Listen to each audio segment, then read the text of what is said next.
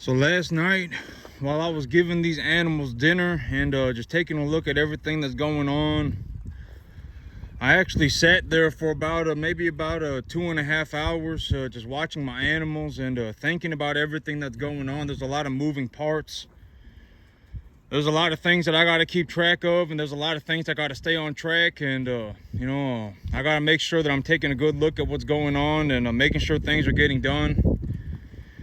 And yesterday, so I figured what I'm gonna do is that maybe if I show you my perspective, because I've always said rich rubs off and poor rubs off too, right? And that's why you don't want to be around poor people, because if you're around poor people and you start fiddling diddlies with other poor people, you'll all collectively become poor, right? I say that all the time, and there's no benefit to being poor. There's a very real possibility that if you're poor, you're a tard, and that is why you're poor. You act like a moron, you self-destruct, you kick yourself in the dick, all types of problems. There's a lot of reasons why you can be poor. You take your money and you go and buy yourself a little bit nicer of a car, you go and you buy yourself a bunch of beers. You got a whole bunch of problems, and you're a massive pile of problems, and that's why you're poor. There's a very real possibility that when you're poor, that is why you're poor. Right? And and I've already said that the biggest difficulty with becoming rich is not a set amount of a set amount of money. You don't need a set amount of money to be rich. Becoming rich, it's like crossing a threshold. It's like crossing a line in the sand. It's like, are you going to be the person who crosses the line in the sand, right? Are you going to take that step? That's more what it's like. It's not like you're trying to get to $100 million. You're not looking to get to $10 million. You're not looking to get to even $1 million. You're not even looking to get to, 50 grand. You're not. It's like if you take that step across the line and then you cross the line in the sand, you've become rich. It's like crossing a threshold. And the last thing you need to accomplish to go from being poor to becoming rich is you need to learn to not self-sabotage yourself, right? And a lot of people, they'll be doing something, and then they'll go on a mystical, magical journey, and then they'll ruin it for themselves. And I always say the plan is the plan for a reason, right? I even have a fail-safe implemented into my plan, right? I've already described to you what an option contract is, and why did I put this property under an option contract? What is going on, and why did I do it that way, and all of that, right? Because at the end of the day, when the option contract is over, if for whatever reason I am the buyer, right, and the buyer has the option, that's the whole idea of an option contract, is that the buyer has the option to exercise the contract, not the seller. The seller is tied to the contract until the end of the option period under any circumstance. If they agree to the option contract, I, as the buyer, now hold the right to exercise the contract. And so, why did I give myself a 6 months? Why did I want 1 year, but agree with 6 months, and et cetera, right? All of that stuff, there's a fail-safe implemented into the plan. The plan is the plan for a reason, right? There is no reason to be scared. You should not be scared. You should not be walking off in when you make a plan for yourself, you should not be, walking off in a random direction, right? I mean, you should not be, you should have an idea of what is going to happen, and that idea should be accurate.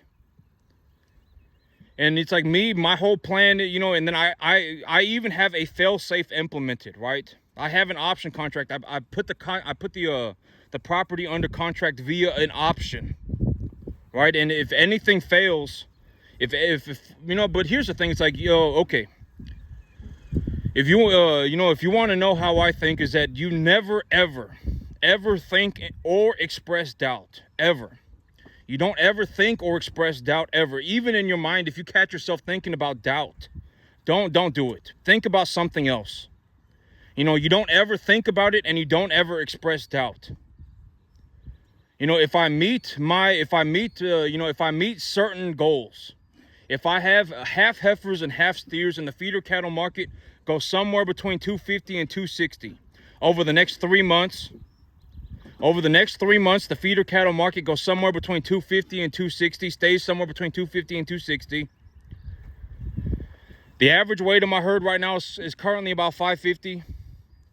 In 3 months or so, I'll have about half of my animals, or maybe a little bit more, will be ready to go to market at an average weight of about 750. And if I do this with current grain prices and what I'm feeding the animals, etc., etc., you know, I missed one opportunity to fertilize my grass.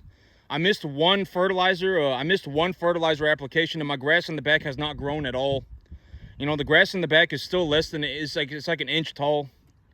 You know, I missed one opportunity to fertilize it, and my grass has completely stopped growing. And the reason that I know that is because the front yard, the grass is a foot or two tall. And you know, my fertilizer spreader, the thing is broke, and so it's stuck on full open. And so, you know, anytime I make a pass across the front yard, I end up like dumping 1,000 pounds of fertilizer on the front 2 acres. I end up putting about 500 pounds an acre on the front 2 acres, and on the back I put about 200 pounds an acre.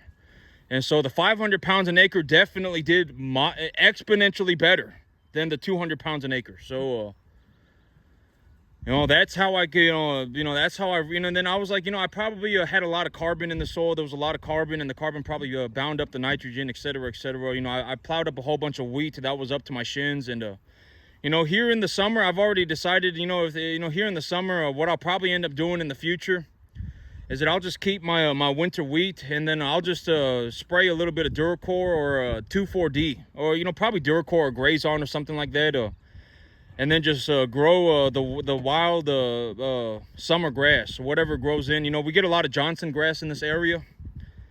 We get a lot of Johnson grass, and we get a lot of crabgrass and things like that, and Pensacola grass, and so if I spray 2,4-D, that stuff will just grow on its own, and then I can grow that stuff for about 3 months, 2 to 3 months, and then I can just plow it under in the fall and replant my my fall grass instead of you know. But I'm gonna I'm gonna have to keep an eye on things and see how things are going.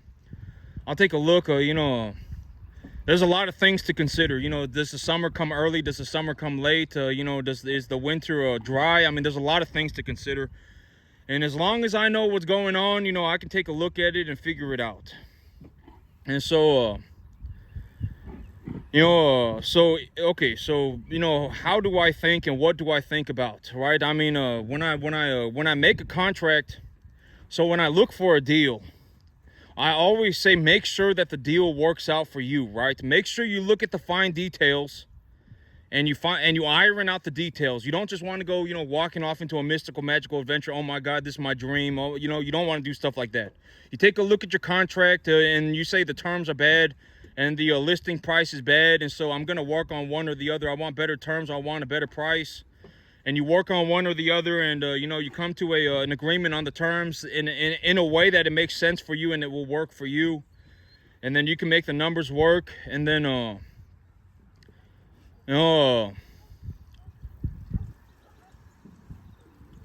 and then you implement something like a fail safe, right? If you are you know, don't be scared about anything. There, you know, like I've already said, you know, there's a, you know, like me, I legitimately live my life to do this, right? 24 hours a day, 365 days a year, I live where I work, right? Like like if I'm doing this and somebody shows up and goes, what if it doesn't work? I will legitimately kick you into a moat, right?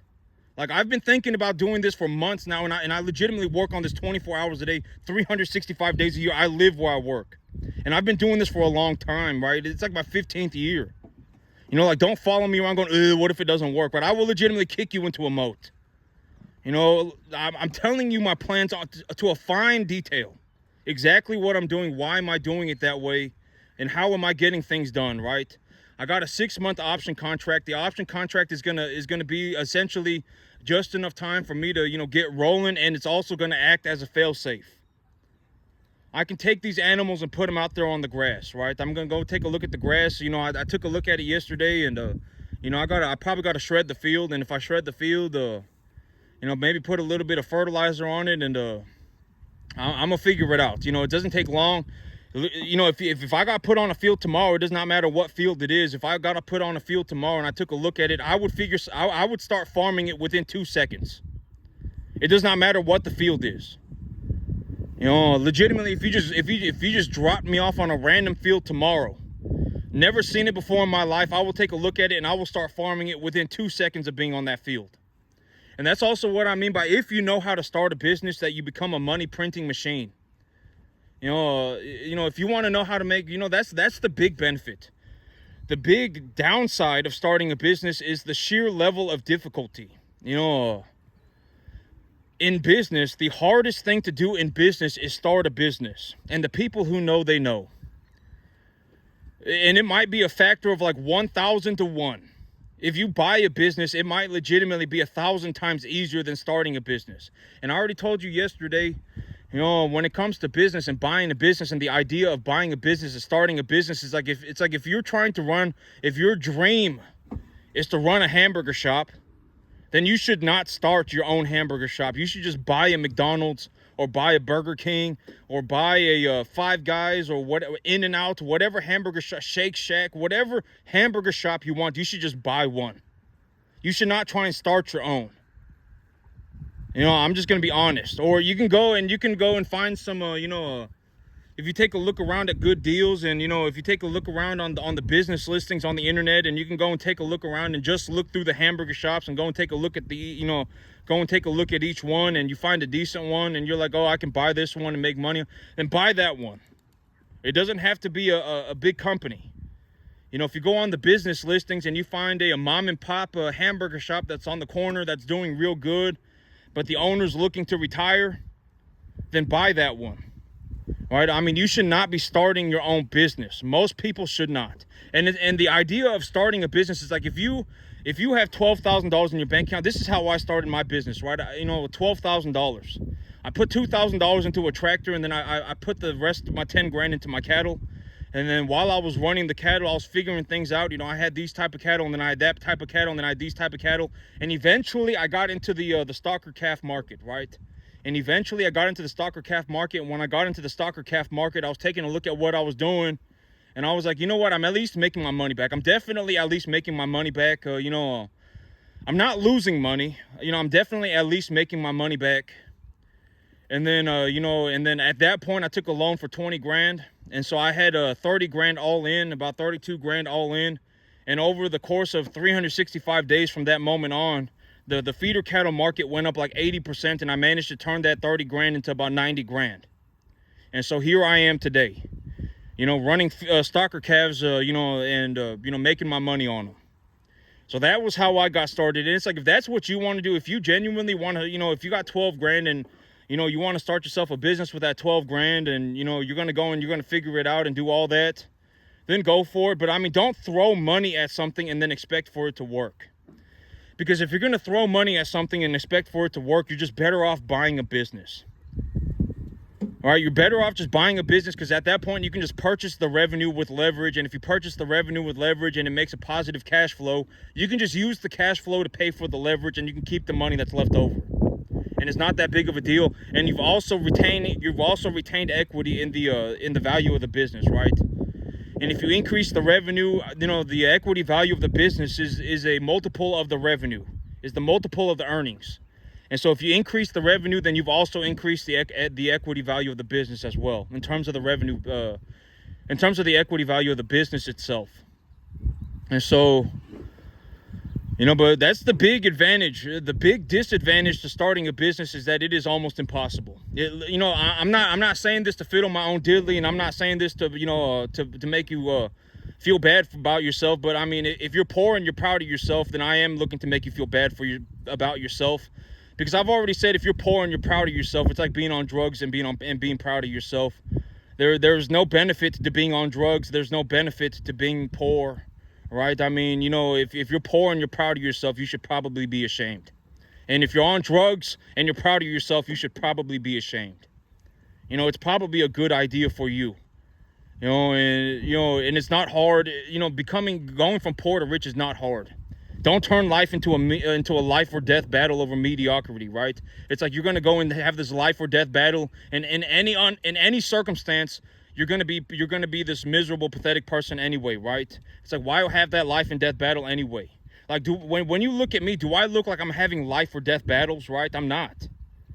Right? I have a plan set for myself. The plan has a fail safe. The reason that I have the plan is because the plan makes sense for me, right? I'm running stocker calves, and these animals, I would say if I run about 50, 60 calves here at a time, I make about $4,000 a month, maybe a little bit more, $4,000 to $5,000 a month.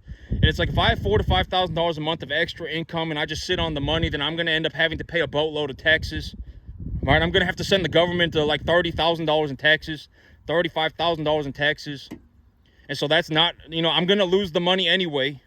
I've already said that 20 times, right? I'm going to lose the money anyway.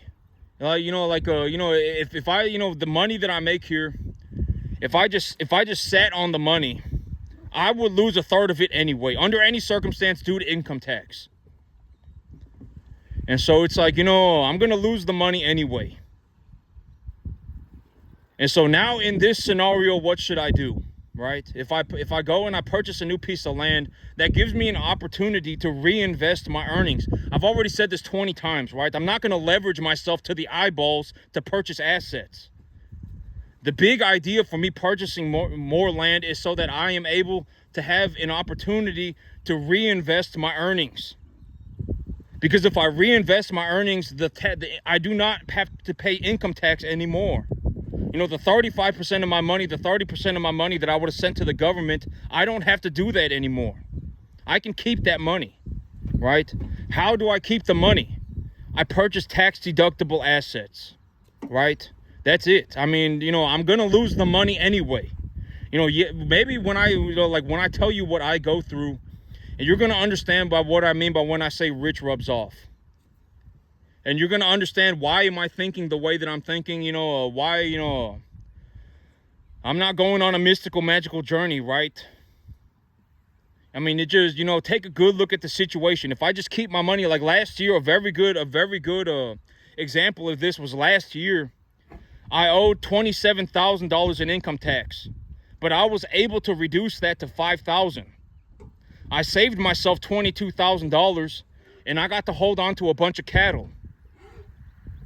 There's a very good example. This year, I may end up owing the government 50 grand. And it's like, if I can reduce that 50 grand obligation to as close to zero as I can by holding on to cattle and then appreciating the value of the cattle profitably, then that's what I'm going to do. Why wouldn't I do that? It's in my financial best interest, right? And so all businesses, and this is what I mean by all businesses are the same. Once you understand how to run a business, it does not matter what business you're in. You could be in the cattle business, you could be in the grain business, you could be in commercial real estate, you could be in residential real estate, you could be in the service industry, it does not matter. You could be in the stock market, you could be in any business, all of the businesses, and they all operate the same, right? The asset produces the cash flow. You utilize the cash flow to flow, you can utilize the cash flow for whatever, but if you hold on to the cash flow, and you don't purchase tax-deductible assets, you will end up owing a ballistic amount of money in income tax, a large amount of money in income tax. And so it's like, how do you get around that? Well, either one, you can have unrealized gain in an equitable asset. Unrealized gain in an equitable asset, and I've already talked about this in terms of cattle. And you can also talk, and maybe if I don't talk about this in terms of cattle, maybe if I talk about this in terms of stock. Actually, I've already talked about this in terms of stock too. Like me, my cattle, if I bring in an animal, and I bring in that animal for $800, and I put $150 into the animal, and now the animal is worth $1,500. I put $950 into that animal, but the animal is worth $1,500. I don't have to pay tax on that $1,500. I don't have to pay tax on the $650 that the animal has gone up in value. Why? Because that $1,500 value is an unrealized gain. Until I liquidate the asset, I have not realized the gain. I have not turned the animal or the asset or whatever it may be into money again. And so, and you can do the same thing with stocks.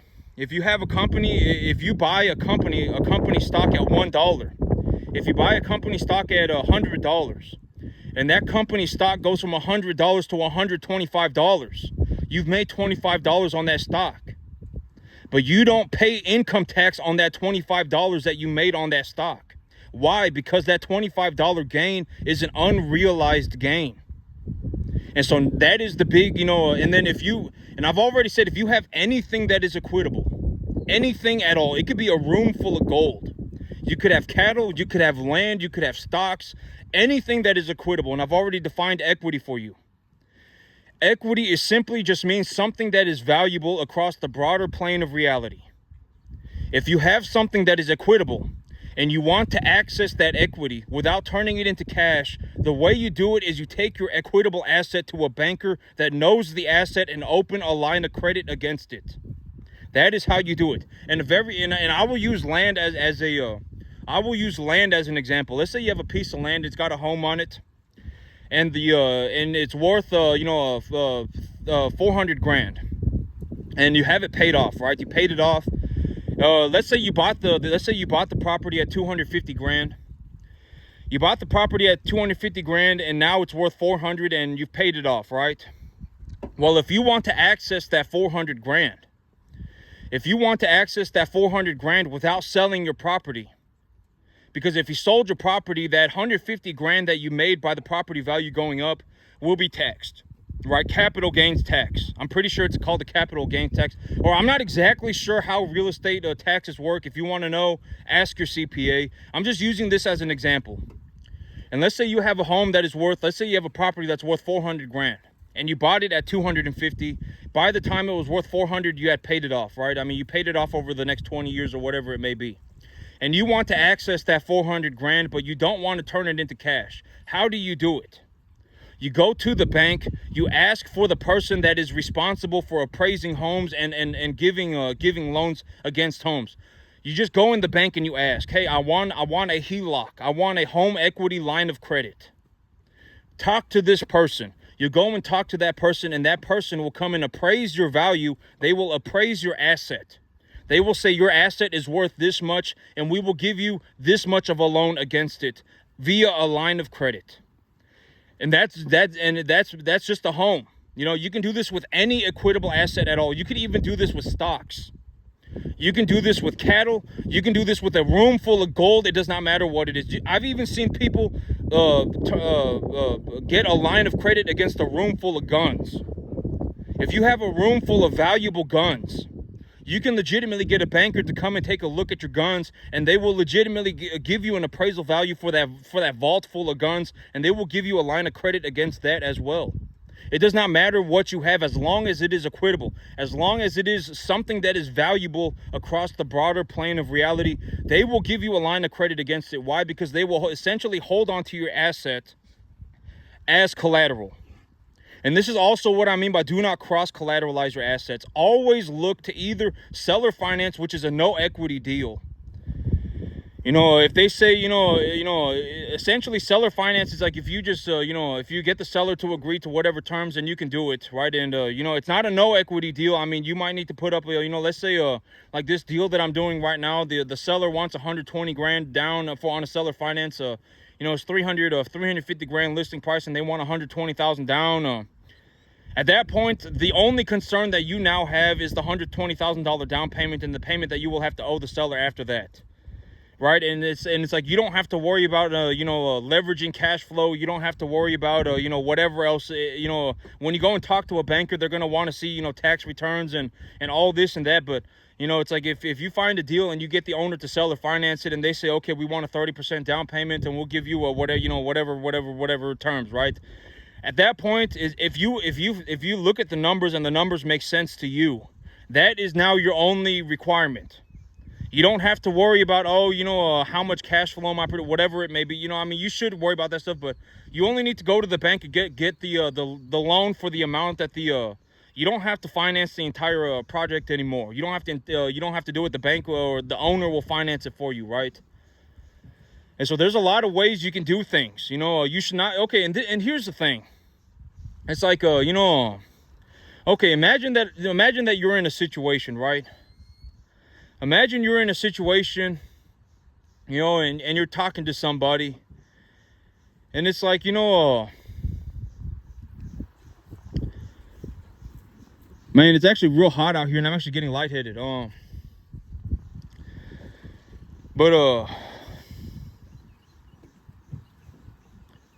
Okay, so when it comes to money, imagine you're talking to somebody. And when they talk about money, imagine you could have two potential conversations with somebody. And let's say you say, money's impossible. Let's say you're talking to somebody and you're in a poorness rubs off situation. You're talking to somebody about money, and all you're talking about is financial failure. oh my God, you know, failure this, failure that. Oh my God, money's impossible. Money is, whatever, the root of all evil. Let's say you're in that situation, right? And then you can have another conversation with somebody, and you can say, there's a lot of people out here that do honest work. They do honest work. And if they do honest work and they get paid for that work, it doesn't matter what anyone thinks. It doesn't matter what anyone thinks. You can kick everybody into a moat. If you do honest work and you get paid a boatload of money, that's a good thing. And you don't self-sabotage yourself, that's a good thing. Money can be a good thing. Money can buy you happiness, right? But it's more important that you learn how to become somebody that is, that person, right? I mean, you become a man of good character. You don't self-sabotage yourself. You do honest work. You get very good at it. You get paid because you do, and you live, a good life, right? What conversation should if the idea is good, you can make money on it. What conversation should you be having with people, right? Is conversation one really the better conversation to have with people? No, right? It's not. You should be having conversation two with people. Right? I mean, it's very difficult, it's like, it's going to be very difficult to make money. It's like if you do honest work and you're going to make a boatload of money doing it the only way, I've already said that, in terms of money, but everyone should not be starting their own business. And in reality, 98% of anything on the planet can be purchased if you make $60,000 a year. If you make $60,000 a year, and if you have a long enough time frame, you can essentially buy anything that you want. Right? You save up for it, whatever, right? I mean, whatever it may be, you might get married, and if you make 60 grand and your wife makes 40 grand or 50 grand or whatever, and you sit down together and you say, whatever, right? There's a lot of ways to become rich. There's also a lot of ways to become poor. Half of all people that get married end up getting divorced. That's a very good example. Half of people who think that they have a good idea, that's another good way to put it. They think they have a good idea, but it ends up being the worst idea of their life. Half the people that end up getting married end up getting divorced. A lot of people, it's like you live in the richest country known to man. You're legitimately surrounded by millions and millions and millions and millions of dollars everywhere you go, and it's like you can't even manage to make a little bit of money. And it's like it's not good, right? I mean, that's kind of pathetic. You're legitimately, America is the richest country on the entire planet. How did you not make any money? I don't want to know, right? I don't want to know. Keep it to yourself. I'm not asking for you to tell me, right? And so, but when it comes to this deal,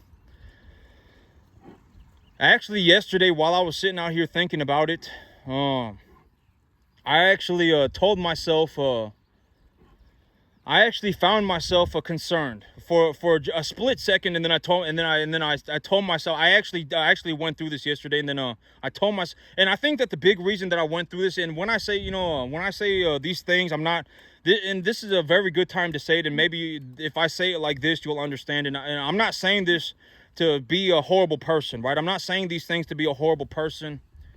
I'm not saying these things to be whatever, right? To be a horrible person or whatever, I'm not looking to kick you while you're down or anything like that, right? But yesterday I was speaking to my father because I told him that, I'm buying this piece of land and that I got everything going on, and, and I could see the look in his eyes, right? And, and this is what I mean by, when I say this about other people, and I'm definitely not talking poorly about my father, because I would actually put my father into the category of one of the people who actually care for me. I have decently good parents. I would say that I would have decently good parents. My father in particular is I would say that I have a good father. And, I'm not saying this in any way to, and this, maybe it will be more, y'all will understand when I say that, when I talk about this now.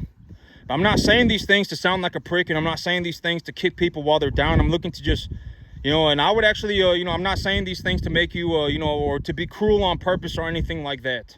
I'm just saying them because these are the things that I come across in my life, and I understand how to approach these situations in a way that, I continue to improve on myself, right?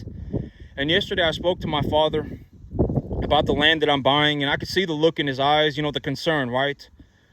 $1,500 a month, the concern in his eyes, $2,500 a month, he's very concerned about it, right? Oh, and he's very concerned about it.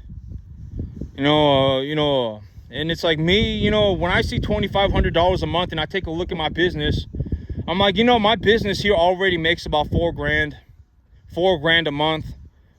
If I just continue to do this and the $4,000 a month, because when you take it from my perspective, maybe if I give you my perspective, you will start to understand. If I hold on to the money that I make here, I will lose it anyway. I will have to pay income tax. And income tax is like 35% of my money. It's like 30% of my money. I will lose the money anyway. There is no mystical, magical journey that will allow me to just keep on my... and it's not going to be a mystical, magical journey. It's going to be very difficult, etc., etc. Buying a new piece of land and then running 3 times as much cattle. 3 times as many cattle is going to be difficult, right? But I could see the look in my father's eyes. But I would actually put my father in the category of... if I succeed, he would actually be happy for me. That is the category that I would put my father in. I've already said, 0.01% of people in your life will actually be happy for you if you succeed. And 99.99% of people are tards, right? And, and you should not be taking opinions from anybody. Most people have no idea what they're doing, and they're in I fell out of heaven to 7, my life is a mystical, magical journey mode. Most people are, right? You should not be taking advice. You should not be taking opinions from anybody. You should find your peace with God and then move forward with your plans, right? And it's like, and be a man of diligence. Be a person who is diligent. You do what is required to succeed, right? You formulate a contract. You create contracts that are, do your diligence on your contract. What would you want your contract to look like? If you were to make a deal tomorrow, what would you want that contract to look like? If you started a business tomorrow, what would you want your business to look like?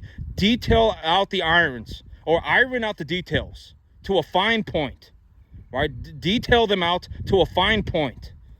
I'm gonna do this, and then go for it, right? And then find your peace with God and move forward, right? Don't ask for the opinions of others. A lot of people, they think the way they do because they're retarded. I'm just going to say it. I'm not saying this. I've already said this 20,000 times. When I say this, when I say these things, I'm not looking to, be cruel. I'm not looking to make fun of you or anything like that. I'm just saying, it just is, take a look at for what it is, right? If you don't know how to do something, how are you going to give anybody advice on how to do something? The only thing you know how to do is to not know, right? And so, and a very good way for me to put this is that, when I spoke to my father yesterday, I could see the look in his eyes, the concern, the $2,500 a month. Oh God, right? Oh my God, what if it all falls apart and, all this and that, right? And it's like, I've been working on this plan every single day for months, and I've been running this cattle business for like 2.5 years. I've been a crop man for almost 15 years, right? And I've been collecting data. I've been doing my diligence. I've been doing all these things. If you show up in my life on the 15th year, it's like year 15, day number 255 of me working 15 hours a day. And you go, what if it doesn't work? I will legitimately kick you into mode, not my father. But, I put my father, because here's the thing. It's like my father, I've already categorized him in my mind. As a person, if I succeeded, he would genuinely be happy for me. I've already put him in that category. But if you're not in that category, I will kick you into a moat. Don't show up on year 15, day number 255 of me working 15 hours a day on this thing and go, oh my God, what if it doesn't work? I will kick you into a moat. I'm not, don't take advice from anybody. Don't take the opinions of anybody. Right? There's a reason why I do things the way that I do. Right? And at the end of the day, if somebody's poor, there's a reason they're poor. It's not hard to become rich. Don't turn your life into a life or death battle over mediocrity. Like when you take a look at me, do I look like I'm in a life or death battle? I'm not. Right? I'm not in a life or death battle for anything. I have a 6-month option contract that I purchased on a new piece of land. It's a 50-acre piece of land. The groundwater, there's 5 wells within a 10-mile radius of the property, and the wells are all drilled at a 16 to 41 foot depth. So the water is very close to the surface of the soil. The soil pH of the land is 7.0. The crop identification, the soil classification for cropland is a 2E minus, right? I'm not going to have any difficulties. It's going to be, I'm not going to say I'm not going to have any difficult. I'm going to have difficulties, but it's not going to be a life or death battle. This field right here is a 7.4 pH and a two something soil classification as well. More or less, the field over there is the exact same as this one. The field over there is a clay loam as well, just like this one. Right? I mean, there's a reason why I make the decisions that I do. And there's a reason why I collect the information that I do collect. And there's a reason why if somebody shows up and goes, like, it's like, I will kick you into a moat. Keep that poorness to yourself. The last thing you want to do is start turning other people poor or encouraging other people to become poor. Right? And so, there's a reason why I do things that I do. And if I tell you how I think and what I go through and my perspective on things, maybe, that will be what encourages you to jump out of the jar. Because I've already told you, if you're in the jar, I will leave you in the jar to die. I've already, it's not, I'm not jumping in the jar with you. Under any circumstance, I will not jump in the jar with you. And so either you jump out of the jar or you die in the jar. It's up to you. It's not hard to become rich. Don't turn your life into a life or death battle over mediocrity. It's like no matter what happens, you're going to be mediocre. Don't turn your life into that, right? Oh my God, if I make this choice, that choice, this choice, that choice, then I can budget my last $20, right? If I do this, that, then I can magically make it work. And it's like, it's like if you just took your money and started a retirement account and did something like a whole life insurance policy or whatever, bought the S&P 500, whatever it, you found an investment that made sense to you and you purchased it and you just held on to that investment instead of buying yourself the better car or going and buying beers every weekend, then you could actually do something for yourself. You could become rich overnight, right? Maybe you should start, maybe you should start thinking about doing something more productive with your life, right? Because if you're poor, there's a reason you're poor. Right. And so, when you listen to me and what I'm doing right now and what am I going through and, what is my perspective on things, that is my perspective. In my mind, I am fully aware. I am fully aware. I've always talked about my mind, the thing, the way that I look at the world is like, it's like a race. I'm running a race. I can all, everybody up in the stands, they've got their bias, right? They've all got their bias. And, they're not really against me. They're just for their bias, right? The only reason they are against me is because they are for their bias. They believe that the person who should be successful looks a certain way and acts a certain way. But then when the race starts and they see me just booking it, oh my God, but, what about the person that I thought was going to win, right? That is what is happening. And I'm fully aware of that.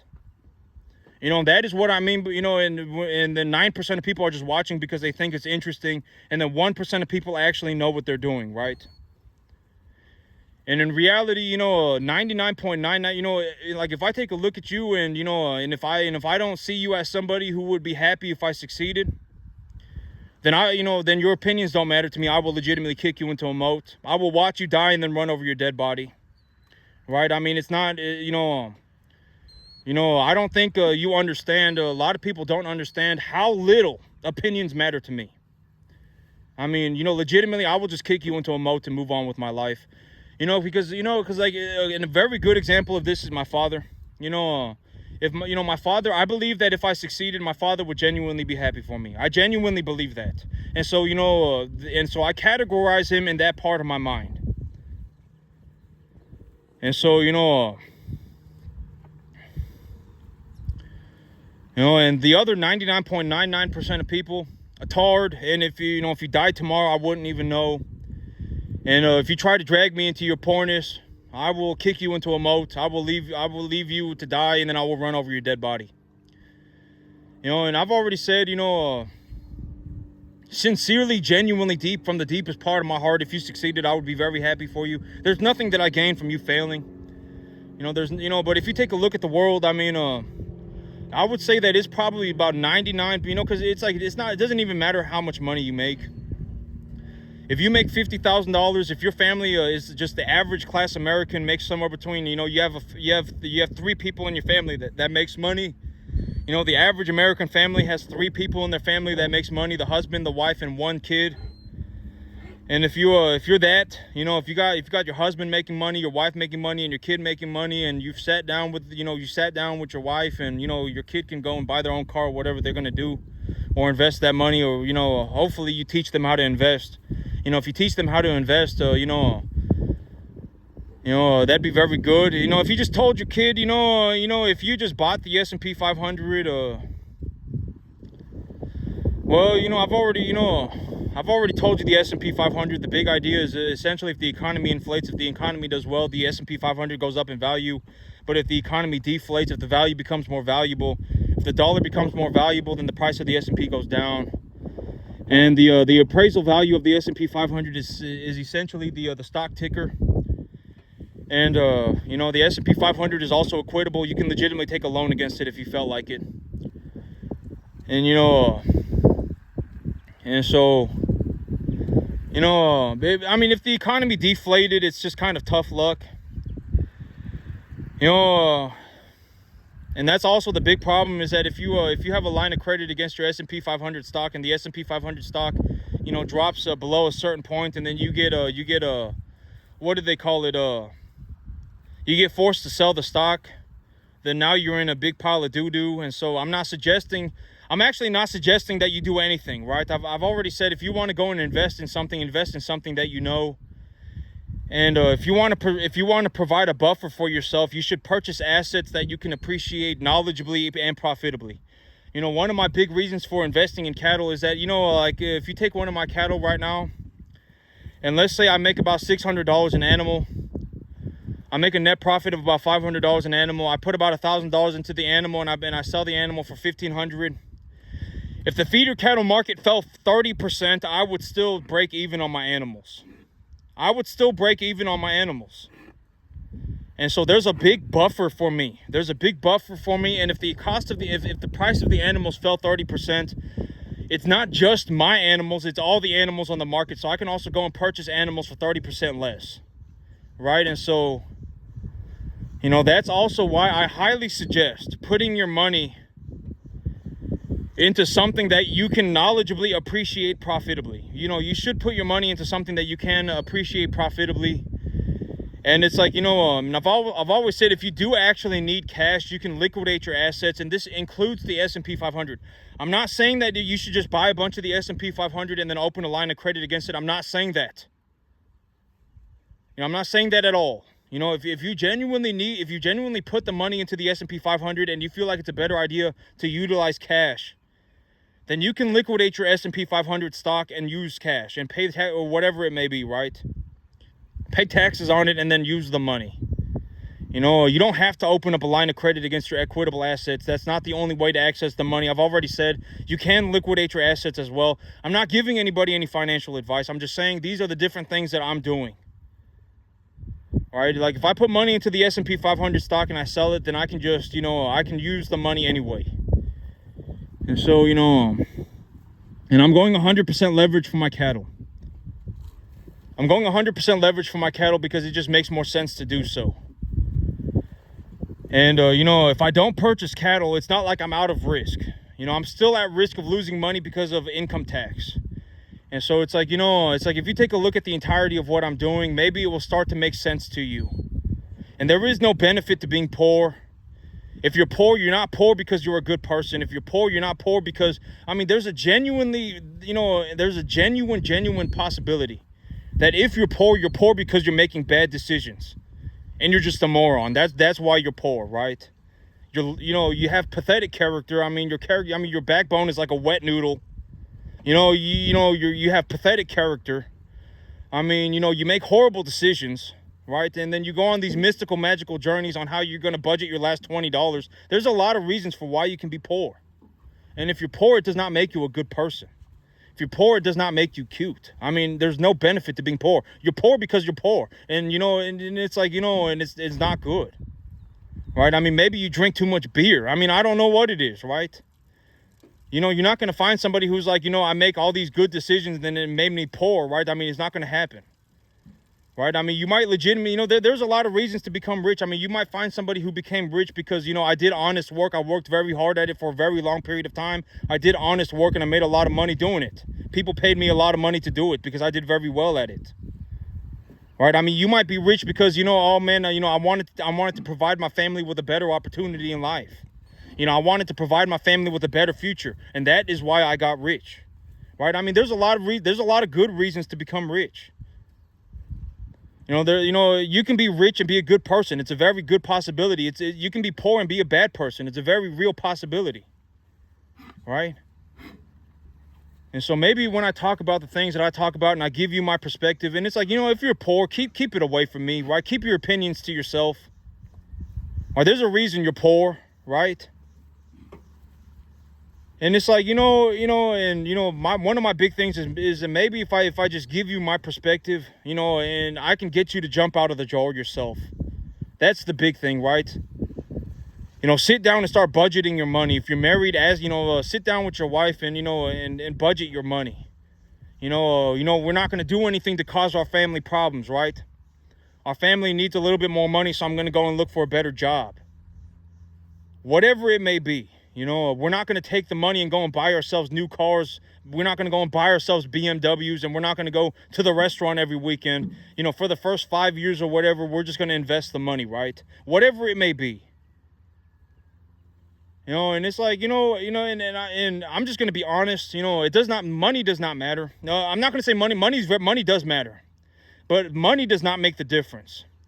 And I've already said this like 10 times too. A lot of people, you could even give them $1,000 and they will implode. They will self-destruct. They will legitimately go and just they will self-sabotage, even with $1,000. When you look at me and you go, oh my God, this guy, accumulated about $1 million worth of assets a year over the last 2 years. When you look at me and you actually know what you're doing and you take a look at what I'm doing and you go, over about 2 years, this guy's put about $2 million together, right? He's put about $2 million together. He's got about $2 million worth of assets, and he managed to do that over about the last 2 years. A lot of people cannot get to that point without self-destructing. A lot of people, the reason they don't get to that point is because they will implode. They will ruin their own. They will self-destruct. They will self-sabotage. I can almost guarantee it. I would legitimately bet that 10-1. If you gave somebody the opportunity to put together $2 million worth of equity tomorrow, if you just took 10,000 people at random, you just grabbed 10,000 people at random and you gave them all the opportunity.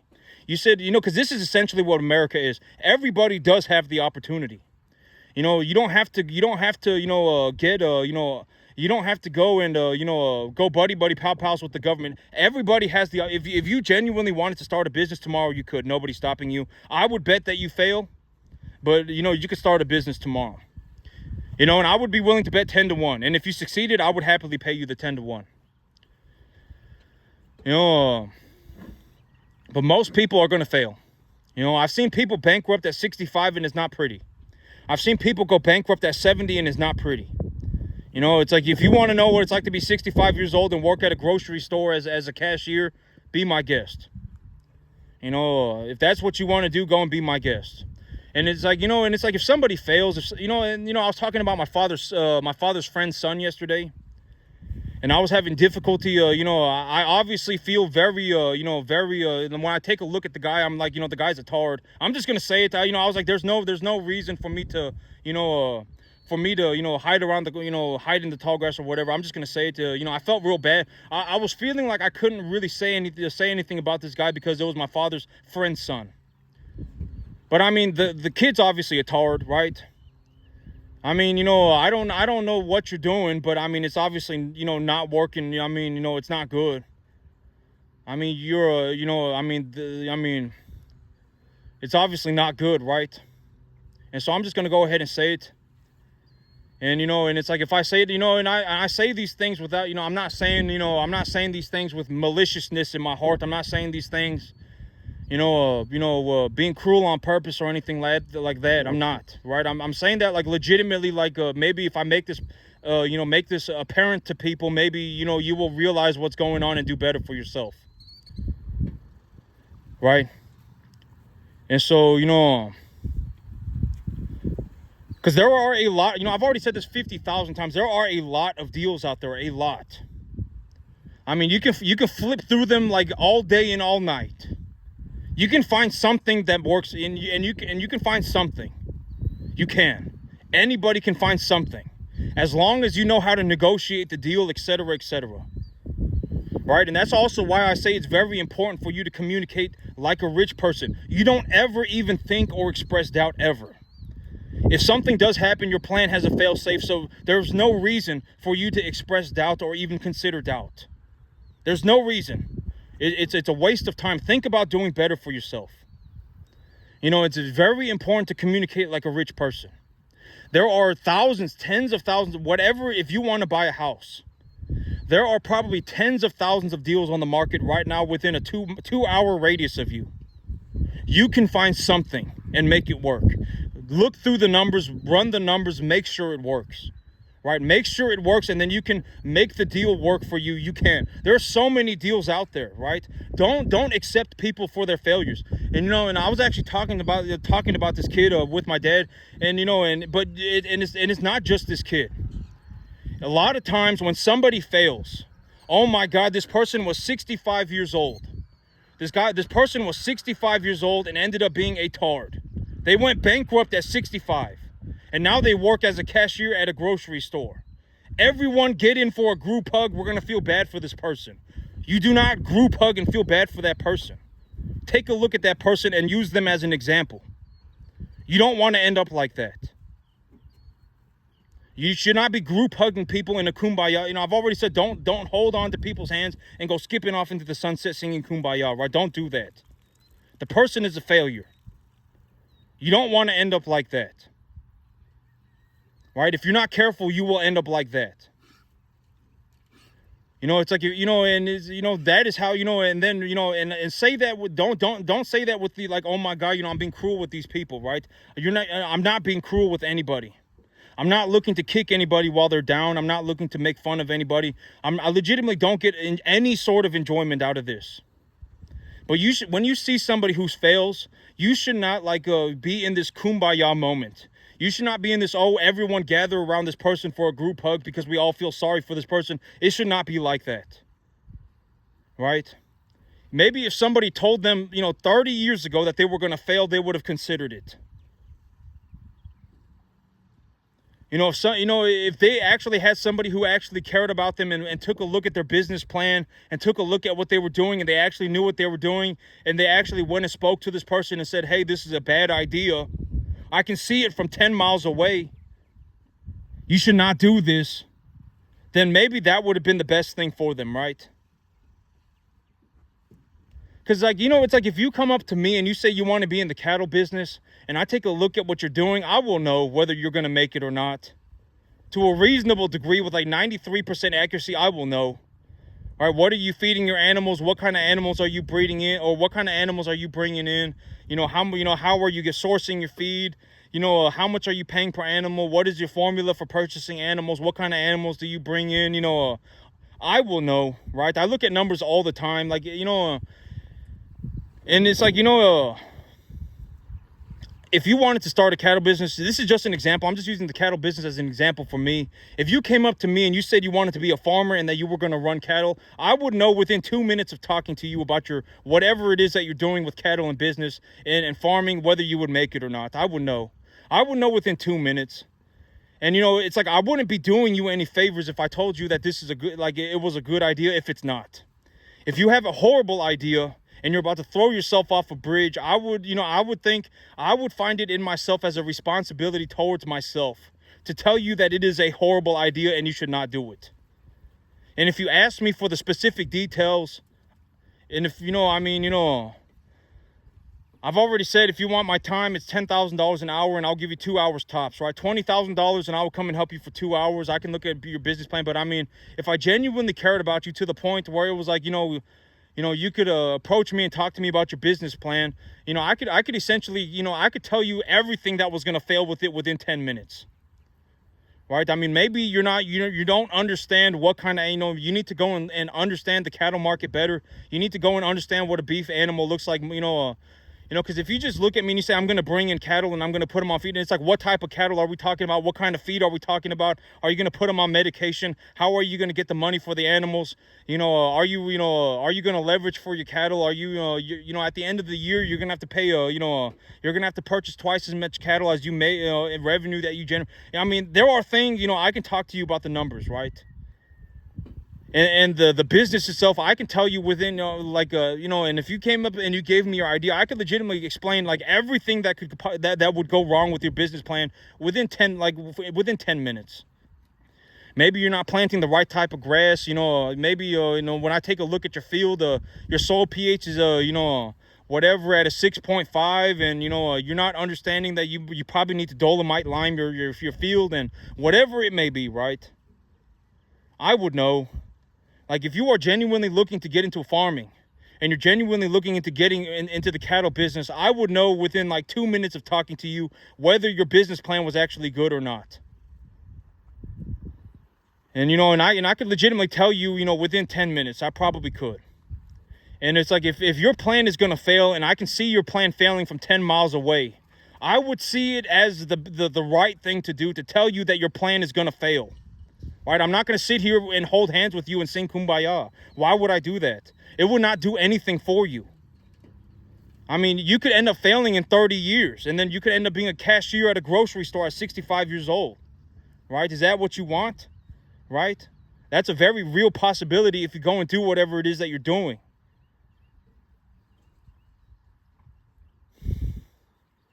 But I got everything squared away, and you know, I got the contract made the way that I got it made because of the reasons that I've described, and you know, I got everything rolling. And so that's it for me today, YouTube. Y'all have a good one.